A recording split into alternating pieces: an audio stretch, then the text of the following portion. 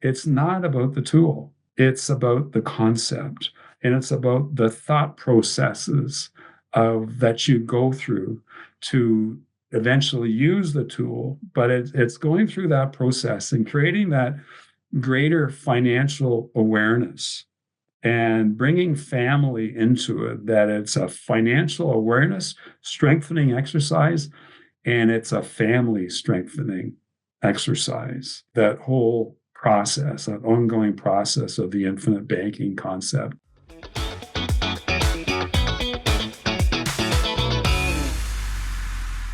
Real estate investors are at risk.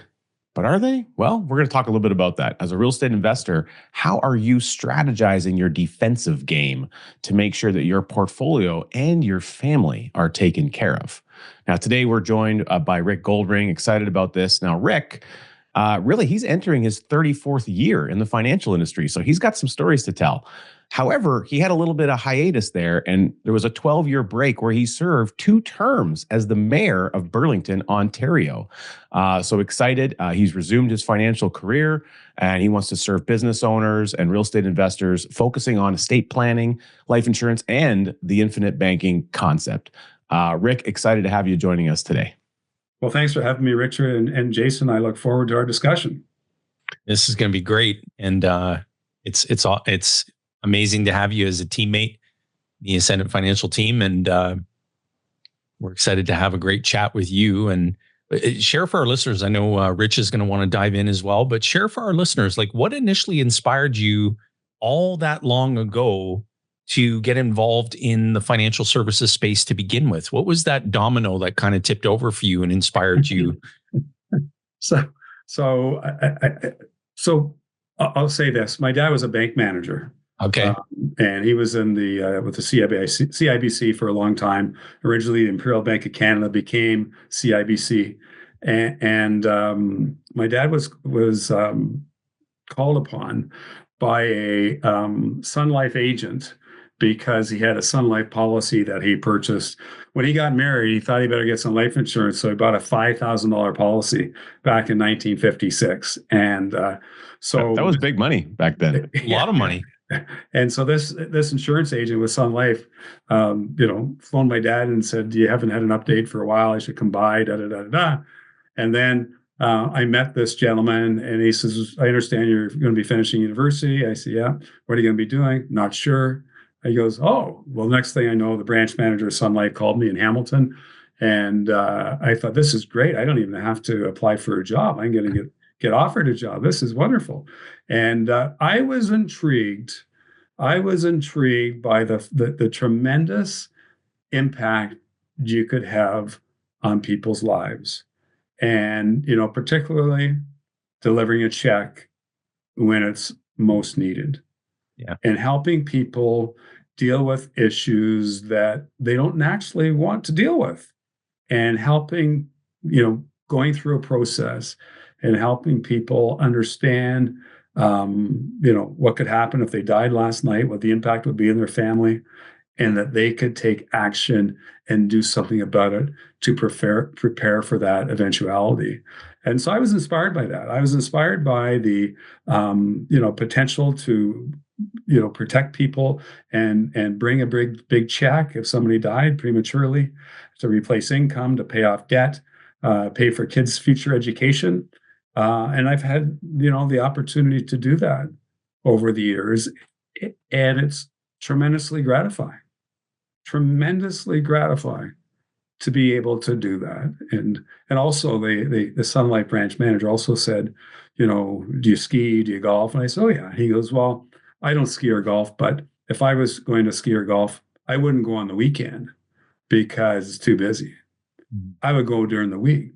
And he says, "When you go in our business, you can control your time, and you can work when you want, and you can play when you want." So that appealed to me as well. And being in a position where you could, be entrepreneurial and, create something significant by serving others.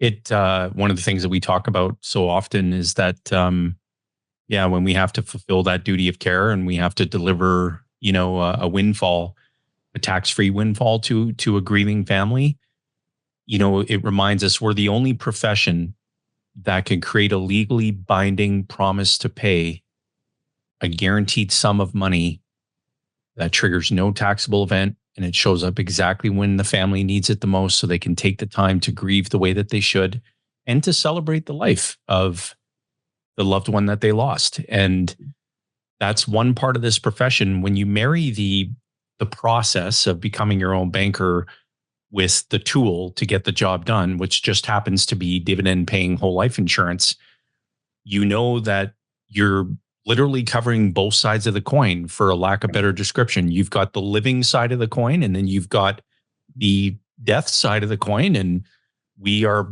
just blessed to be able to cover both. And so it's such a great, we were just having this conversation before we hit the record button, of a family that is in that position right now. And Richard is having to fulfill that duty of care. And our team combined, we were all over it the moment that we got notification, much like we always do. And so it never gets and never should and never will be easy, but it's a duty that we take very seriously. Yeah, no, I mean, it's something I'll be able to notify that client that we've got the claim being processed, and there'll be a large sum of over $1 million of tax-free money showing up in their bank account next week. So at the time of this recording, at least anyway. And again, not a conversation that you want to have, but the fact that we can show up and indicate that that's what's going to take place, and they can have peace of mind and rest a little bit easier knowing that things are taken care of. They can breathe a bit of a sigh of relief about certain aspects of the stress that they're under right now. I mean, just the fact that I'll be able to provide that kind of clarity for them is going to be really valuable. Yeah, no, agreed. 100%.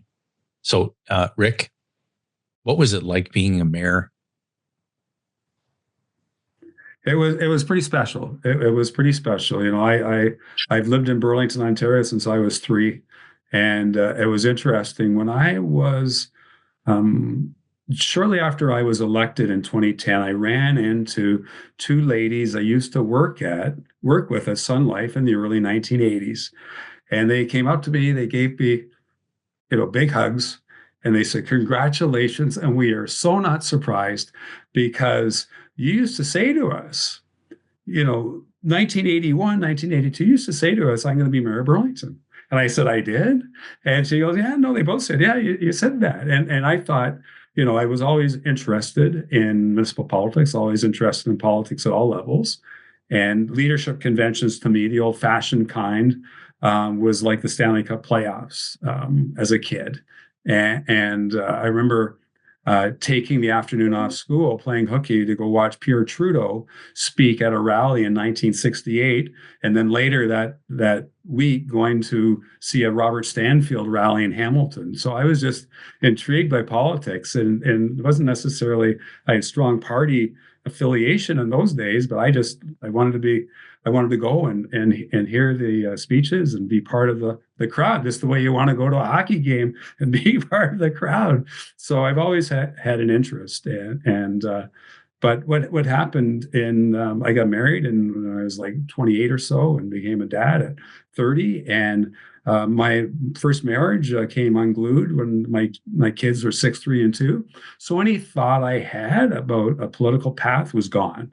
And the focus was clearly on family and business. That was my focus. And but it was always in the back of my mind. It was always in the back of my mind, and I don't want to go through the long story of how I got there. But an opportunity did arise to run for council, and I ran for council. I was successful, and then after one term, there was some positive pressure on me to run for mayor, and I went for it, and I was successful. And I was very successful being reelected in 2014, and not so successful being reelected in 2018. But it's a special job. You get a window into your community that nobody else gets. Yeah, serving the people. And serving the people, but you get brought in. I had one of the first organizations reached out to me was a women's shelter, Halton Women's Place, and they wanted to meet with me. So I went to the women's shelter, and they went over the work that they do. They wanted me to be understanding of that. They took me on a tour of the facility, and I knew that every community has an issue of violence against women, unfortunately. And I didn't know how prevalent it was. I didn't, have the background. And that's just one example of the many organizations I had an opportunity to meet with, an opportunity to support in many different levels, from recreational sports groups to social agencies to faith communities. It was a real honor to serve in that role and to be the leader of council and to, do my best and point the ship in the right direction. Very good. It's so interesting because so many diverse experiences, so many diverse projects and opportunities to, like you say, connect with different organizations, meeting people in the community. One of the things I'm curious about, Rick, is how did the 2 terms that you spent with your mayoral duties, how did they relate to leaving that environment and now shifting yourself back into the financial industry that you'd spent the bulk of your life doing? What perspective did you come away from as you said, I'm going to re-enter kind of the financial services space so I can serve people, continually serve, and serve it in a way that I did previously? I'm really curious what some of the mindsets and shifts maybe you had in making that adjustment from mayor back into serving people through insurance and so on. Well, I must say it was a challenging very first year of being unelected and being fired publicly and going back into business after being coddled for the 8 years that I was mayor. Yeah, I had 3 full-time staff members. They arranged my calendar. If I had an IT issue, I wouldn't know about it because it would be handled by somebody else. So when you have everything handled and you had a certain job to do, you had to meet with people and be at meetings and prepare for meetings and so on and so forth. I was coddled. There's no question I was coddled. And one of the things I joked about in a forum that was meeting the mayor in the first 6 months, where people came out, it was a casual thing. I made some comments and people asked me questions. One of the questions was, what do you like best about being mayor? And I said, I really like the fact that people call me back. And, and because after starting as a life insurance agent with Sun Life and the 1031, making 10 contacts to get 3 appointments to get and so on and so forth, and I really liked the fact that when I was mayor, I would leave a message and people would call me back promptly. People would call me back. And then, just let them know now that you're mayor of wealth building town. Yeah, exactly. Well, no, actually, I'm the mayor of money. I'm the mayor of money. There you go. I love that. That's actually a great, we should actually market around that. Thank you for that idea. I do have that mayorofmoney.com, mayorofmoney.ca. I've got those domain addresses. But in going back in the business, and I wanted to go back and not focus on investments, focus more on the insurance side, business owners, estate planning. And it was a challenge because I had to go back from I was no longer the guy that everybody returned his call. I was the guy that people weren't as anxious to return his call. And so that was an adjustment again. I knew it would be, and it's just something that you muscle through. But I guess I met a lot of business owners, met a lot of people in the development industry, and some of those people became clients, and really got to know in a lot of detail the development process. And, I looked through it as a legislator, decision maker, and very political process, the approval of development applications. And it was very interesting to get the other side of the coin, and that and seeing the effort that the industry goes through to come up with good development projects, and that the elected officials at the municipal level often don't give much credit to the development industry. They're very critical of the development industry because it's good politics to be critical. And it was interesting understanding the business from a different side, and really one of the interesting observations I had, and not that I didn't already know because I was in business before, but after 8 years as mayor and 4 years as a council before that, you develop, your thinking evolves, as we all know. And my thinking evolved in a certain way, thinking about government. And it was very pronounced for me when I was working with business owners, the disconnect between government at all levels and the business community. Because successful business owners and entrepreneurs, they will do whatever it takes if they're going through some difficult times and they've got to save money. They will do whatever it takes to stay in operation. They will be as fair as possible with everybody, staff and so on and so forth, but they will do what it takes, and they'll make difficult decisions if they have to. And there's a tremendous disconnect from the business community that are very accountable for their decisions that they make with regard to their businesses and their payrolls and such and so forth. There's a lack of understanding of how the public purse works and how the public budget process works, and how it never appears that government cuts back. Government just continues to spend and spend and spend and spend. And I didn't really think about it when I was in office in the same way. But I was very impactful on me, and looking back at being in office and understanding why there'd be such a disconnect between the business community and government. Well, it also gives you just an added element of serving the people. So when you're dealing with a business owner and you're uncovering perhaps there's some challenges that are either real now or maybe emerging, and you can help that business owner to think about what their next steps may be, especially if they're in development, if they're looking at creating new projects within the community, and you can help steer them in the right direction on how to be best prepared, I suppose, to get through all of that regulatory or framework that happens politically. Because we hear that often from business owners who are in that realm, where it's incredibly friction based. It's very irritating. It's because the business owner wants to move quickly, right? And municipalities don't move quickly, right?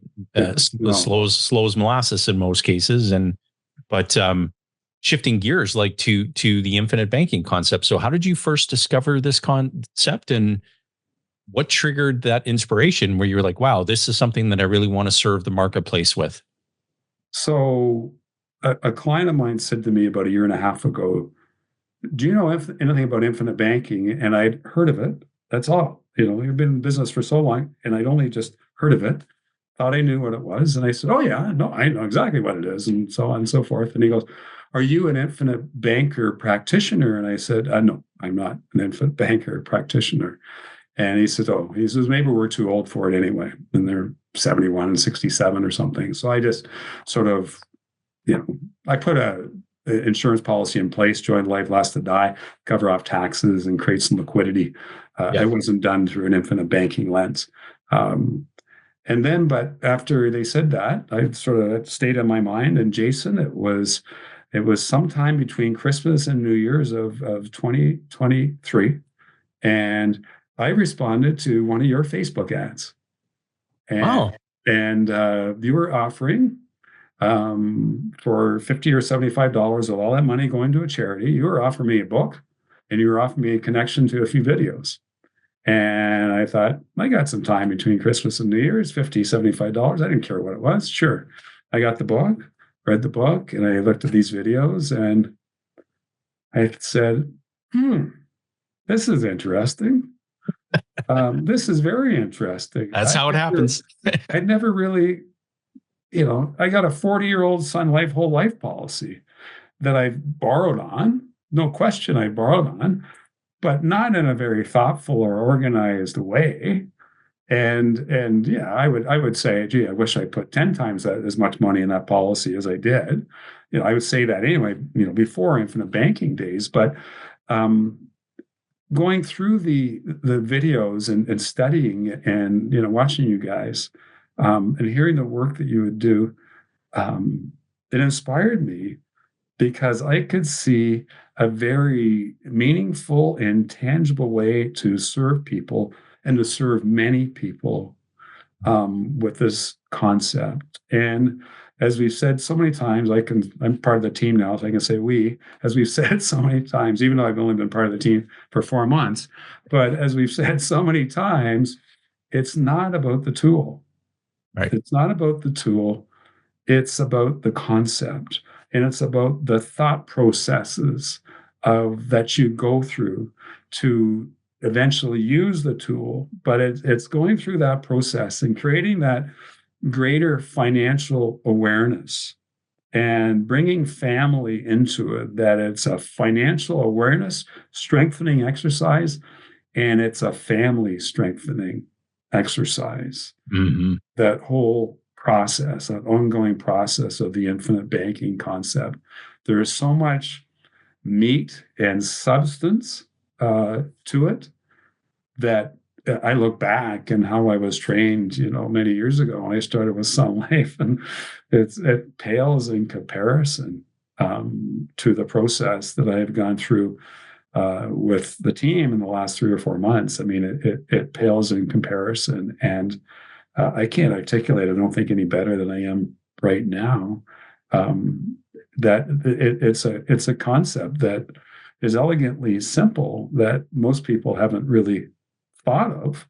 And when it's pointed out and when people educate themselves and get some coaching, it becomes, painfully obvious the attraction of the concept. But Jason, it was a Facebook ad. And I said I was going to book with, I booked an appointment with one of your former teammates. Yeah. And then before the meeting, I said, look, I got to tell you, I'm a licensed life insurance agent. And, but I was quite committed. I said in the text, if there is some work to do with me and you do some work with me and any business results from it, it's your business. It's not my business. It's your business. I'll be the client. And he said, yeah, sorry, which is fine. He says, well, I'll introduce you to our teammates and maybe you'll want to join us. And he was right. Well, a shout out to Sukhman, who went on to pursue his passion to be Ministry of Wildlife officer. Essentially, that was the career path that he deeply desired, and credit to him for facilitating the connection to you and to our team. And again, it's a pleasure having you. And nice to be with you guys. It's always interesting to hear someone's method of getting to clarity around what the infinite banking concept is and how ridiculously simple it is.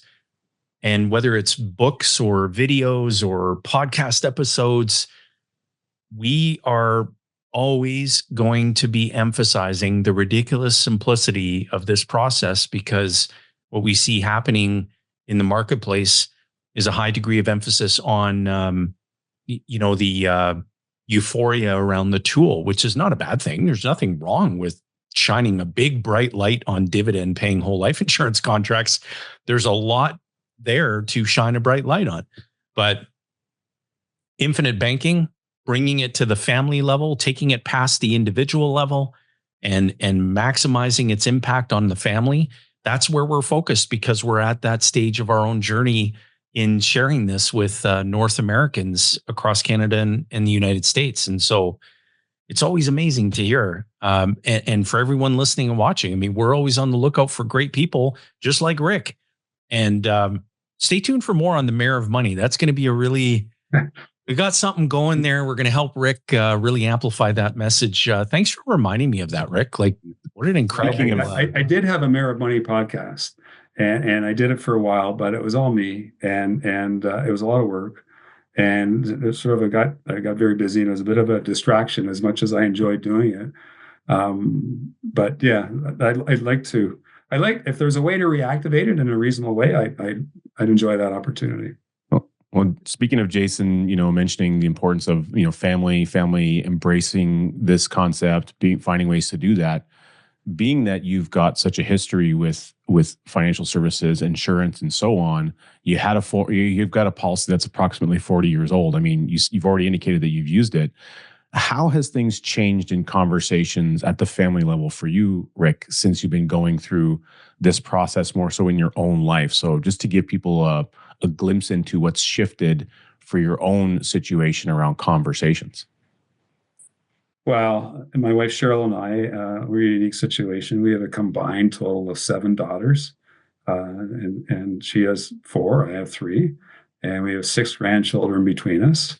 And as you can appreciate, our estate plans aren't necessarily simple, and we agree on a lot, and there's some things we disagree on.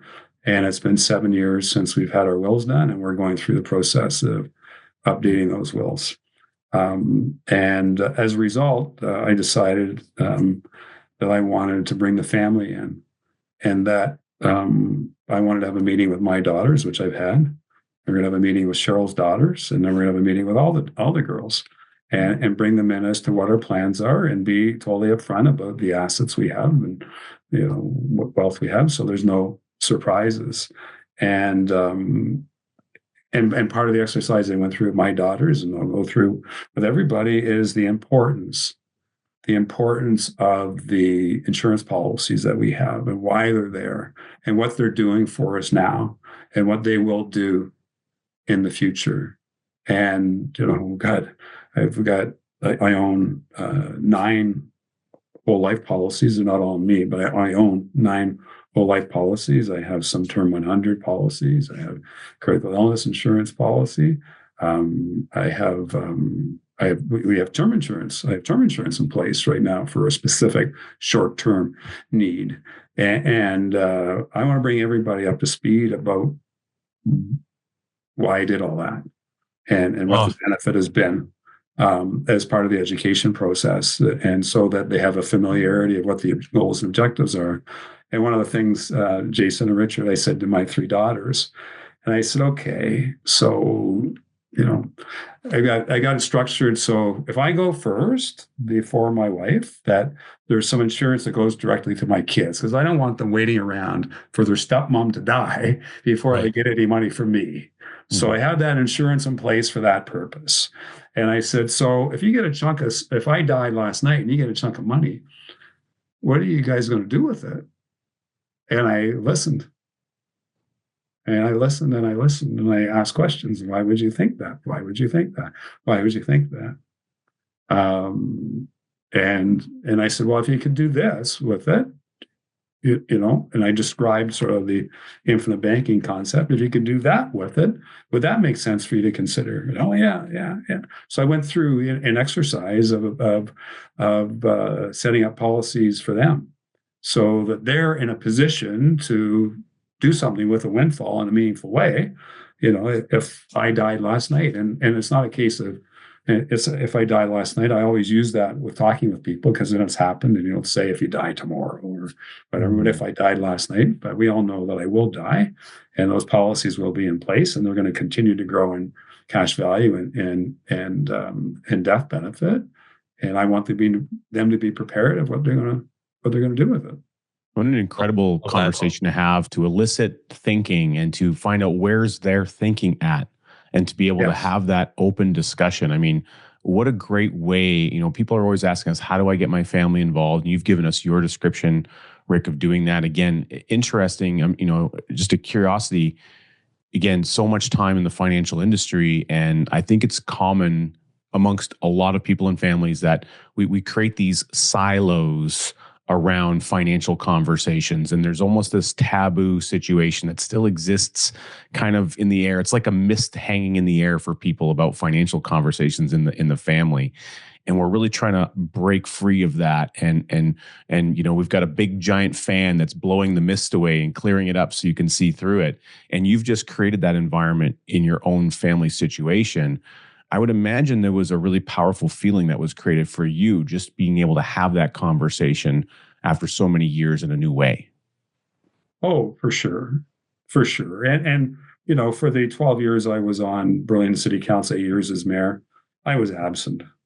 I had coffee yesterday morning with another elected official who's currently in office. And unless you talk to people who are in it, they don't appreciate the sacrifice And it doesn't matter what party or what the job is, but there's a tremendous sacrifice. And I look at the 12 years that I was absent, really. I mean, I didn't really travel much, but as my wife said, for 12 years, Rick wasn't home. And when he was home, he really wasn't home. And, there's so many decisions that I should have made or could have made personally, as well as involving my children, that I just was too busy. I was all in being mayor of Burlington, and I just didn't pay attention to anything else. That was my reality. It was wrong, but that was my reality. And I look at the fact that being in the business and knowing the value of purchasing whole life policies at such an early age, I didn't do that for my kids. Now, I am pleased to say I did buy them critical illness insurance. Good. I am very pleased to say that, but I didn't buy them, whole life insurance policies when they were young. But on my granddaughter, who was born last year, she just got her policy issued today, or issued this week. And she's got a policy in place for her. And I'm sure that won't be the last one for her.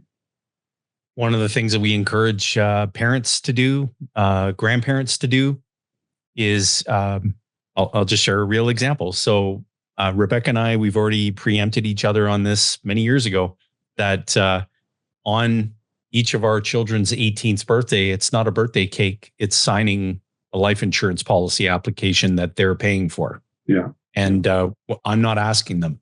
Yeah. You're going to do it Nelson's way and just show up with the paperwork and say, sign here.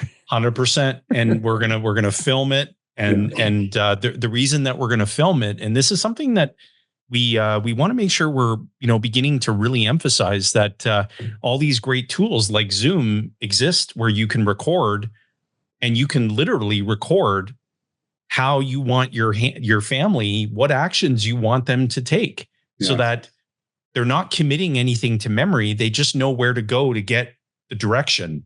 And recording, loading it up on Google Drive, and having a repository for your wishes as they evolve. And you can record specific messages for your grandkids that aren't even here yet. You can record specific messages for your great-grandchildren that aren't here yet. And you can really give them, much like we did with Nelson. That's why we recorded the documentary film about Nelson, was to give people a deeper glimpse into the essence of the man who pioneered and developed this concept. And so do the same thing as a patriarch or a matriarch of the family. Give the generation now and the generations that come after a deeper glimpse into who pioneered the implementation of this concept within the family. Yeah. And watch what happens, because generational wealth is not built on money. It's built on action and the things that you want to get across that need to happen. And so credit to you for having those conversations and getting the dialogue going and being genuinely curious. Like, what are you planning to do with my death benefit proceeds? I think I kind of have a right to know what your plans are. And then you can sort of influence and offer some ideas and some insights that get them thinking. But at the family level or the general public level or a prospect level, you can't get the infinite banking concept across by method of convincing. Yeah, I agree. It is a fool's errand versus give them the knowledge, give them the awareness, and those who catch it are going to run with it. And those who don't catch it now may catch it later, but make sure you capture your vision for your family's legacy on film and just load it into a Google Drive. It'll be there in perpetuity. Isn't that good? Yeah, it's great stuff. It's great stuff. Earlier today, I had a meeting with a client, and I hadn't talked to him for a while. And he's a disability insurance, critical illness insurance client. He doesn't have any life insurance with me, and very successful entrepreneur. And I brought him a book. The book you just showed, Jason. I brought him the book, and I said, "You heard of this?" And he goes, "I don't think so." And I sort of explained a little, and he goes, "Well, I think so. I saw it. I saw it advertised, I think, online, and I found out it was life insurance." I said, "I just ignored it." And I started laughing, and I said, "Well, read the book." And And I sort of described, I convinced him, Jason, that he should at least look at the book, and he's going to do that. But I described to him the essence of the concept. He goes, "Well, I didn't know that. You're blowing my mind. I didn't know that.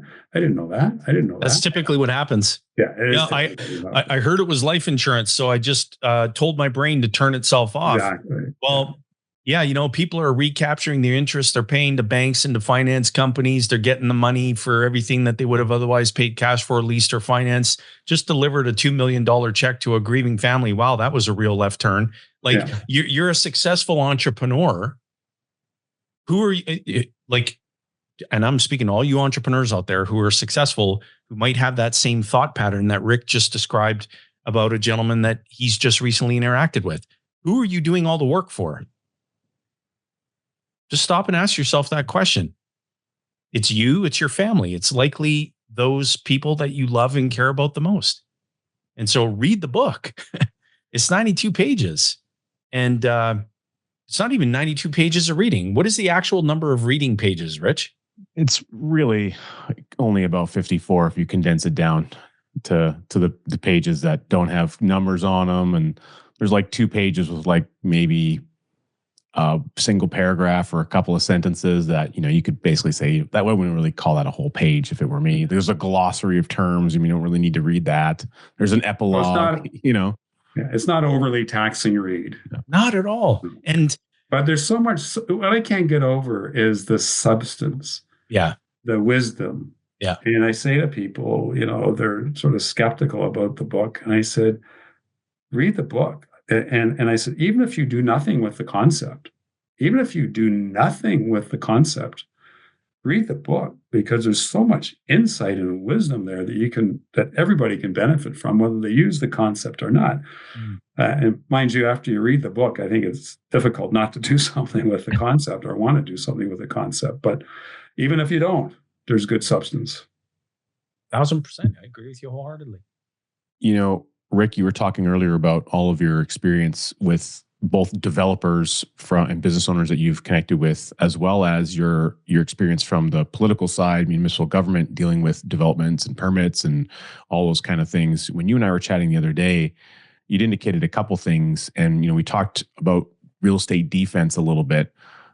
You've got some personal experience from different vantage points of being a real estate investor. You were sharing about a project in Nanaimo that's you're involved with. It's kind of gone a little bit sideways, and I think that'd be a helpful story. But you also told me a really unique story about a development project in Quebec, where you were participating in, and it's kind of been stalled because of a development issue. So when we think about risks that real estate investors are dealing with, and the different, what are some of the things that you see there, and how does that relate to some of your own experience? Oh, for investing in real estate, and particularly at the development stage, there is so many risks that really needs to be well thought out. There's interest rate risk, there's market risk, there's trade risk, there's supplier risk. You can go on and on and on. And one of the risks that I was involved in, and sometimes I contributed to, is the municipal risk and the red tape risk. And this particular project that I'm involved in Quebec City, we're still waiting for a parking variance. And we're not sure when. We're not sure when we're going to get that through. Not sure. And that's, unfortunately, in municipal government, that's too common. I think some municipalities are getting better with the processes, but it's too common. The involvement of municipalities are the ones that really are on the hook for development. And you look at, you do your pro formas and you're planning it based on certain development charges, and then the municipalities increase their development charges, increase the upfront cost, and you got to redo your pro formas again. Well, maybe it's not worth doing, and you got to redo the pro formas. There are so many risk factors with development. It is not for the faint of heart. And you have to be very patient, and you have to be calm, and you cannot get overly uptight about it, as much as it's so easy to do. Because I've felt for some developers a few projects that we didn't approve that we should have approved.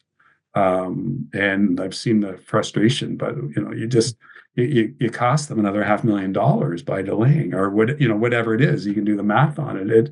It's not for the faint of heart. And we need developers to build our communities. Developers are the partners in building our cities and building our towns and putting up the housing that we need.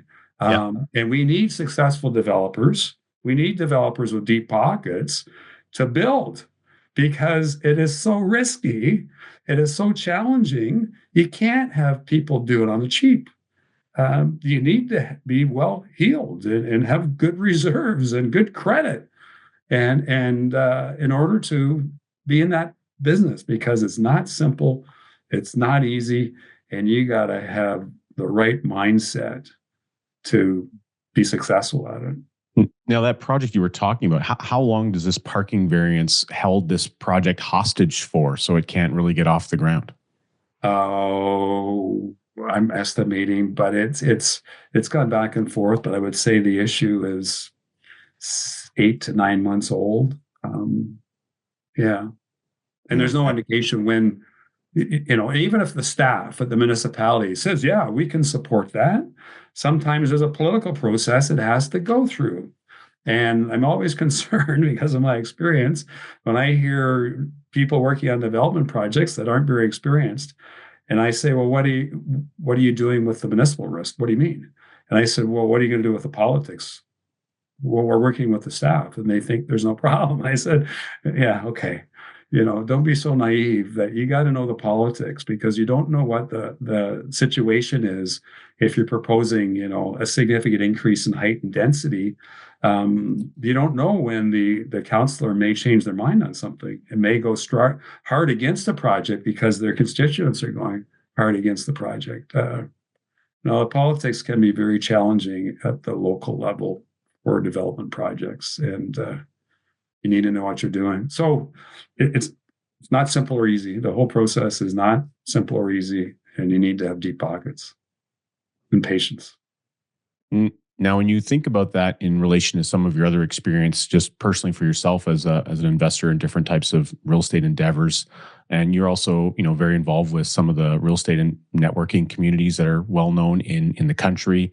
What are you finding as as some of the, I call it maybe risks or mindsets that hold real estate investors back from being truly successful? Like, what are some of the things that really get in the way? Is it a matter of that they overextend themselves? Is it being too overly leveraged? Not really putting in place the right protections so that they can weather the winds of change as they shift? I think there's a number of different factors, and you highlighted a number of them. But I think it sometimes is mindset as being overly ambitious. And one of my clients in Burlington, successful developer, said, "What's one of the biggest risks you have to deal with?" And he goes, "Me." I'm the biggest risk, because I got to learn to say no. Too many projects come up that I have to say no to, but I keep them in mind for the future, because I've only got a certain capacity that I can mentally handle, I can financially handle, and I don't want to put my team at risk by being, despite how attractive the deal may look, I don't want to put my team at risk by being overly aggressive.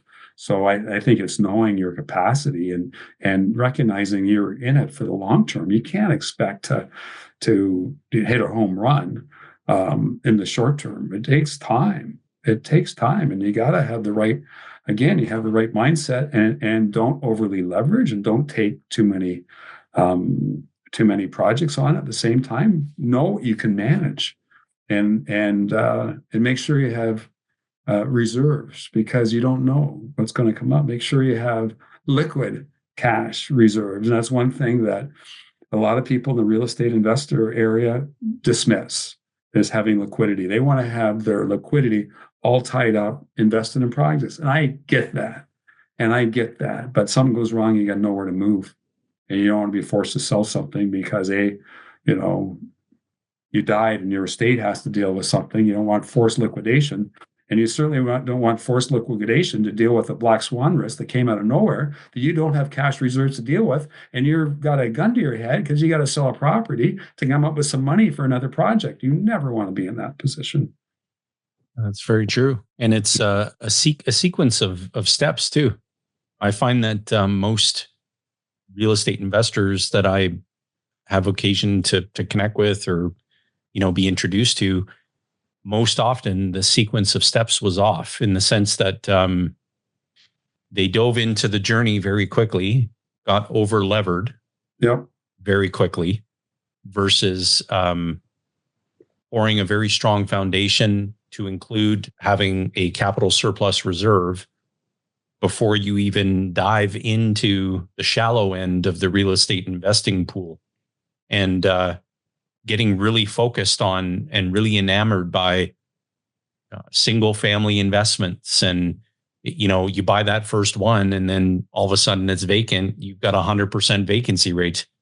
Yeah. Versus owning a multifamily piece of real estate and one or two doors goes empty temporarily and you've got a 96% fill rate, 4% vacancy. Like, there's a big difference there from a cash flow standpoint, 0 versus majority. And it just, people are very much like, they're looking for that lift, that capital gain, that lift in equity. They're buying the real estate for a deferred benefit, and shifting focus away from, like, for me, like when I get involved in any type of real estate project, if it doesn't cash flow from day one, I don't care how good the project is.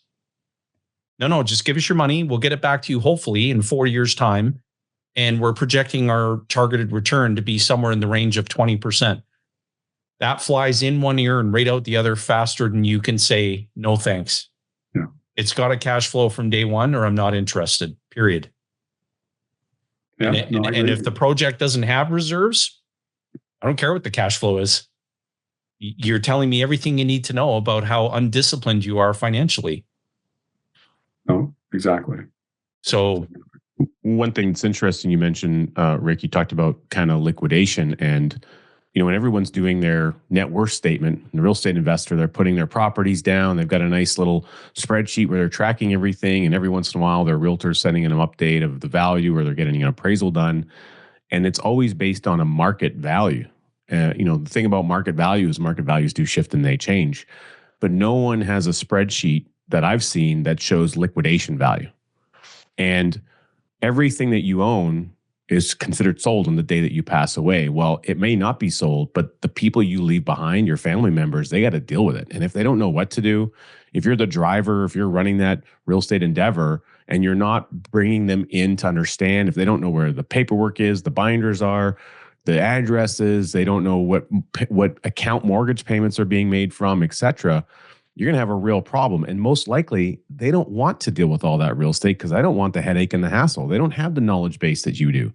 So the result is they end up being liquidated just to get rid of them at some kind of a fire sale value, which case you spend all the effort and the work to build it up to see it come crashing down for a lot less than what you expected to get out of it. And here's the rub, because I've seen that happen in numerous occasions. Real estate investors, they get trained on looking for deals and opportunities. Well, what's one of the deals that you look for? You look for estate sales. Every time you see the word estate sale, you think, oh, someone's going to get a deal here. Well, what you don't want is you to be the one with the estate sale. Like that one day, that's going to be you.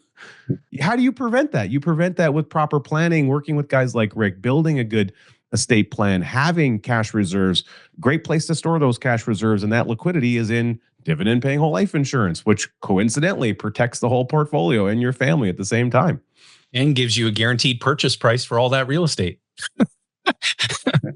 No, exactly. But it is interesting that I've said to many people that I work with, you know what, good for you. You got good offense. You're growing a portfolio. You're investing thoughtfully. That's good. So you got good offense, and we all know to win a Stanley Cup, you need good offense and you need good defense. Tell me what your defense is. Well, what do you mean? Well, what happens if you died last night? What happens if you need money unexpectedly? What's your defense? Where is it coming from? What money can you get access today or tomorrow without penalty, without paying tax? Most of the time, it's not very much of any. That's one of the things that we talk about. If and this is something for all of our viewers and listeners that we would encourage you to do, to add to what Rick just shared, and to truly become the mayor of your money. Do you like that, do you, Jason? I love it.